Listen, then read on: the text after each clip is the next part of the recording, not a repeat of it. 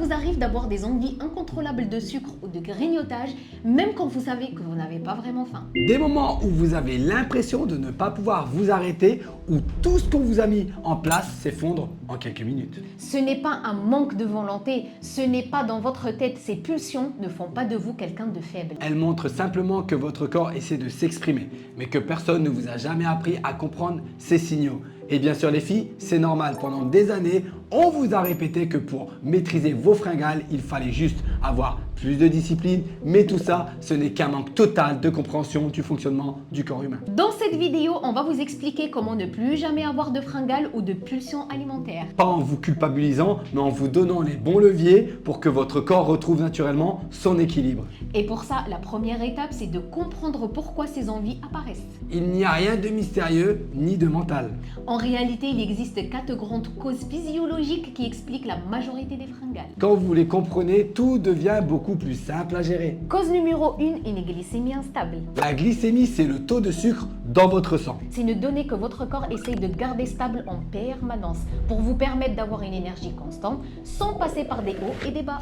Dès que vous mangez des aliments riches en sucre rapide ou des repas composés uniquement de glucides ou mal équilibrés, votre glycémie peut s'élever très rapidement. Face à cette montée, le pancréas libère une hormone, l'insuline. L'insuline agit comme une clé qui permet au sucre de sortir du sang pour être stocké dans les cellules, afin d'éviter que le taux ne reste trop élevé trop longtemps. Le problème, c'est que cette action peut être très rapide, très forte, surtout quand le repas est déséquilibré. Résultat, après le pic d'énergie, votre glycémie redescend, parfois même trop bas. Et c'est là que les fringales arrivent. Quand la glycémie chute, le cerveau perçoit ça comme un signal d'alarme. Il faut de l'énergie tout de suite et le moyen le plus simple et le plus rapide pour lui en obtenir, c'est le sucre. C'est pourquoi ces envies sont souvent soudaines, pressantes et difficilement contrôlables. Ce n'est pas une question de volonté, c'est une réaction hormonale normale. Dès que la glycémie chute, le cerveau sonne l'alarme et réclame du sucre rapidement. Cause numéro 2, dérèglement des hormones de la faim. Votre sensation de faim ou de satiété n'est pas laissée au hasard. Elle est régulée par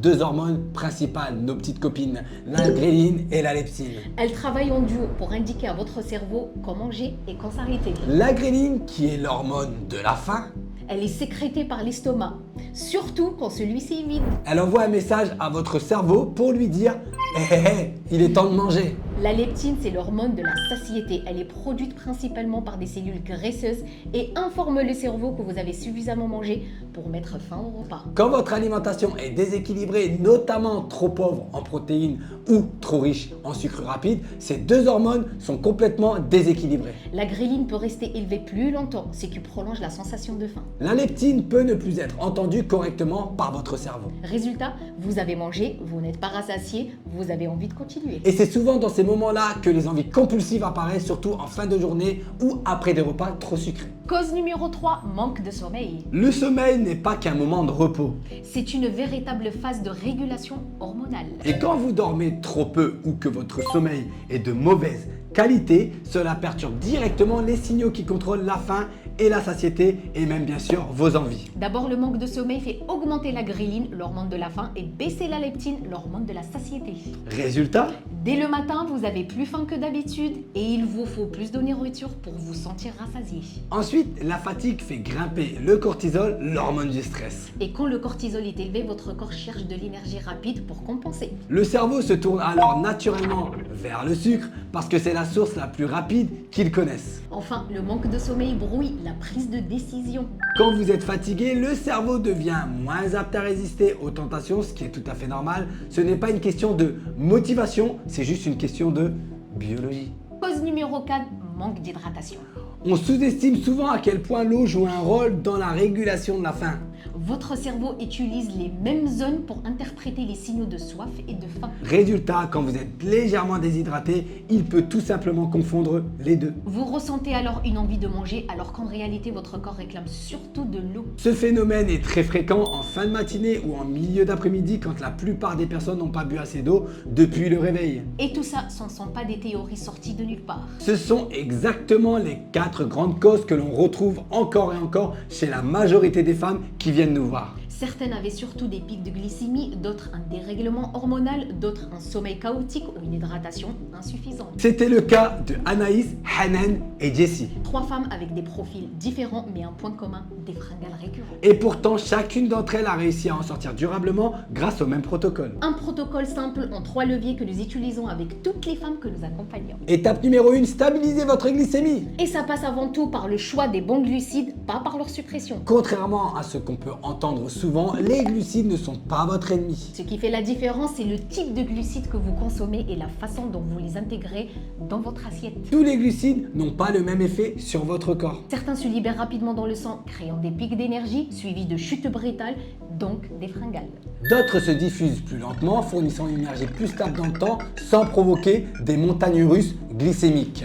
Choisir les bons glucides, c'est donc ce qui vous permet d'avoir une énergie stable tout au long de la journée, d'éviter les coups de pompe et surtout de couper les fringales à la racine. L'objectif n'est pas d'éliminer les glucides, mais d'intégrer les bons au bon moment dans des repas structurés pour que votre glycémie reste stable et que votre cerveau n'ait plus besoin d'envoyer ces signaux d'urgence pimpon, pimpon, pimpon. Étape numéro 2, nourrir correctement votre corps. Quand on parle de bien nourrir son corps, beaucoup de personnes pensent tout de suite à manger sain. Et souvent, manger sain se résume pour elles à manger des légumes. Parce que c'est vert, parce que c'est représenté comme bon pour la santé, soi-disant. Mais en réalité, ce n'est pas ce qui nourrit vraiment votre corps. Bien nourrir son corps, c'est lui apporter une assiette équilibrée et proportionnée, avec les bons macronutriments, protéines, glucides, lipides et bien sûr en bonne quantité. Si vous voulez éviter d'avoir faim 2 heures après chaque repas, vous devez lui donner ce qui crée réellement de la satiété. Et ce qui apporte cette satiété durable, ce sont avant toute chose les protéines et les bonnes graisses. Ce sont elles qui envoient au cerveau les signaux clairs « j'ai mangé à ma faim, je n'ai pas besoin d'énergie supplémentaire ». C'est pour ça que beaucoup de personnes qui mangent léger ou très sain, mais sans manger suffisamment de protéines et de bonnes graisses, finissent toujours avec des fringales en fin de journée. L'idée n'est pas de manger moins bien sûr, mais de mieux nourrir votre corps pour que les signaux de faim et de satiété soient clairs et que vous n'ayez pas ces envies irrépressibles quelques heures plus tard. Étape numéro 3, dormir et gestion du stress. Dans la majorité des cas, on n'a pas besoin de méthodes compliquées pour y arriver. Ce qu'on met en place avec les femmes qu'on accompagne repose sur 2 piliers simples, une bonne alimentation et plus de mouvement au quotidien. D'abord, une alimentation anti-inflammatoire favorise naturellement l'endormissement. Quand le corps n'est pas en alerte permanente à cause bien sûr des aliments ultra transformés ou de pics glycémiques répétés, il s'apaise plus facilement le soir. C'est comme si on enlevait les bruits de fond internes qui perturbent le sommeil. Ensuite, on les aide à réintégrer du mouvement dans leur journée. L'une des grandes raisons pour lesquelles beaucoup de personnes ont du mal à s'endormir, c'est tout simplement qu'elles ne se sentent pas assez dépensées. Avec nos modes de vie sédentaires, travail assis, peu de déplacements, le corps n'a souvent pas eu l'occasion de relâcher l'énergie accumulée. Bouger davantage dans la journée permet à la fois de diminuer le stress grâce à la libération d'endorphines et de faciliter l'endormissement le soir. Et souvent, ces 2 ajustements simples, bien nourrir leur corps et bouger plus, suffisent déjà à rétablir un meilleur sommeil sans rien ajouter de complexe dans votre journée.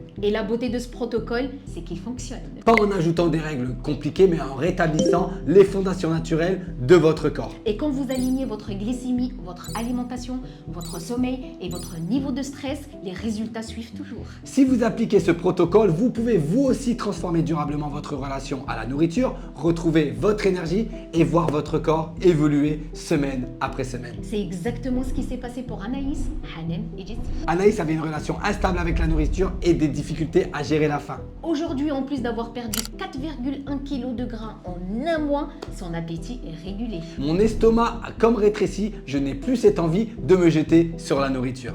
Hanan avait testé des dizaines de régimes, mais finissait toujours par craquer dans du sucre. Aujourd'hui, en plus d'avoir perdu 10 cm de tour de taille et perdu 7 kg en 3 mois, elle a un sommeil réparateur. Jessie, elle passait ses soirées à vider le frigo. Maintenant, elle n'a plus de pulsion sucrée, elle a perdu moins 4 kg et a retrouvé une énergie dès 5 h du matin. Voilà, tout ça pour vous montrer que les fringales ne sont pas une fatalité. Elles ne sont pas un défaut personnel, mais le reflet d'un terrain interne déséquilibré. Quand vous stabilisez votre glycémie, que vous nourrissez correctement votre corps et que vous régulez le stress, ces pulsions perdent leur pouvoir. Elles cessent d'être des combats quotidiens et deviennent simplement des signaux que vous savez lire et apaiser maintenant. Maintenant, si vous avez envie d'un cadre clair et personnalisé pour mettre tout ça en place et obtenir des résultats rapidement, réservez votre appel directement avec nous. Le lien est juste en dessous de la la description, c'est le moyen le plus rapide pour voir exactement comment on peut adapter ce protocole à votre situation personnelle. Et si vous voulez qu'on fasse une vidéo sur un autre sujet précis, dites-le nous en commentaire. En tout cas, on espère que cette vidéo vous a plu. Merci encore à tous, on se retrouve la prochaine fois.